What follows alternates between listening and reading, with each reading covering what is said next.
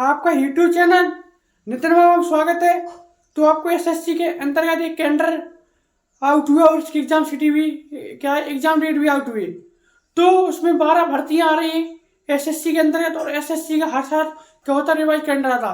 तो कुछ लोगों को क्या कैंडर पता नहीं चलता है एसएससी का। तो आपका कैंडर आउट हुआ, मैं कैंडर की बात कर रहा हूँ। तो आप सभी को हर साल एसएससी जीडी की भर्ती आ रही है, तो हर साल क्या एमटीएस की भर्ती भी आती है।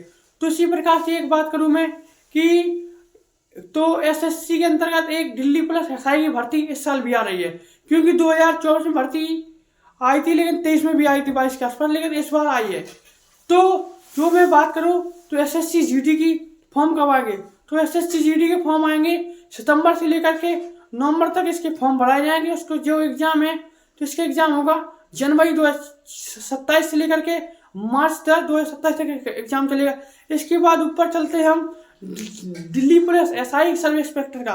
तो वो फॉर्म आ रहे हैं मई जून में फॉर्म आ रहे हैं। इसका जो एग्जाम है सितंबर और अक्टूबर में इसके क्या हुए एग्जाम हुए। इसके ऊपर चलते हैं हवलदार एमटीएस। तो एमटीएस के फॉर्म आ रहे हैं जून और जुलाई में फॉर्म आ रहे हैं। इसका जो एग्जाम है तो इसके एग्जाम लेकिन जल्दी हो जाएगा, क्योंकि इसके एग्जाम है तो सितंबर अक्टूबर में इसका एग्जाम होगा। जैसे इसके नीचे आऊँ मैं फिर इंस्पेक्टर में आऊँ तो इसके एग्जाम है तो अक्टूबर नवंबर में इसका एग्जाम होगा। तो इसका क्या है कुछ थोड़ी मोड़ी अंतर रहता है। इसका एसएससी जब एग्जाम कराती है लेंथ चले जाते हैं इसके एग्जाम।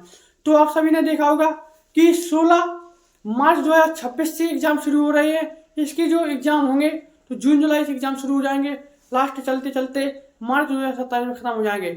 तो क्योंकि जब एसएससी की भर्ती इस बार आई है, क्योंकि 25,000 के आसपास पद आए हैं, और इस प्रकार से हम माने कि आरपीएफ की भर्ती नहीं आई है, क्योंकि एसएससी को करानी थी। क्योंकि एसएससी ने कहा था कि मैं एक 70 सेंटीमीटर हाइट करूंगा, लेकिन अभी तक कुछ ऐसा पता नहीं चल रहा, क्योंकि हमारा डाउट खत्म हो चुका है। क्योंकि जैसे बात करूं मैं आरपीएफ कांस्टेबल की और आरपीएफ एसआई की, तो एसएससी अब नहीं कराएगी। क्योंकि अगर एसएससी को कराना होता तो एसएससी अपना रिवाइज कैलेंडर में दे देती, और इसी प्रकार से मानो कि अब आरपीएफ की भर्ती कौन कराएगा। तो आरपीएफ की भर्ती अब वही रेलवे कराएगा, क्योंकि रेलवे के अंतर्गत है, रेलवे ही कराएगा। क्योंकि एसएससी के अंतर्गत होता तो एसएससी अपनी रिवाइज कैलेंडर में देता। तो आप सभी ने देख ही लोगी, और आप सभी का ये अनुमानित है कि अब ये मत सोचना कि एसएससी में इस बार अगर जो नए बच्चे हैं शुरू में पहली बार एग्जाम दे रहे हैं, अगर उसका सिलेक्शन ना हो तो भाई आप किसी एक में फोकस कर लेना, एक ही में लगे रहना। तो अगर आपको एसएससी जीडी चॉइस करनी है तो एसएससी जीडी में अगर इस बार सिलेक्शन हो तो आप उसी में ही अपना मॉक टेस्ट और उसी में लगे रहना।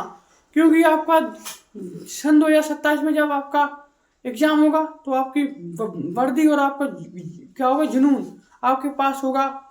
तो इसी प्रकार से सब एक्सपेक्टेड में, क्योंकि कुछ लोगों को क्या था पता नहीं था। क्योंकि कुछ लोगों ने क्या किया, दिल्ली पुलिस कांस्टेबल का फॉर्म भरना था, किसी ने जाकर के एसआई का फॉर्म भर दिया, जैसे एसआई का भरना था वो हेड कांस्टेबल भर आया।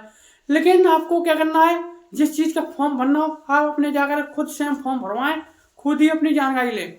तो आप सभी को मैं एक लगा दे रहा हूँ बगल में कि आप देख लेना, ये भर्ती आई है, ये क्या है वो एग्जाम आई है, ये एग्जाम इस सीजन चलेंगे। तो आप सभी सोचोगे कि एसएससी की भर्ती कितनी आएगी।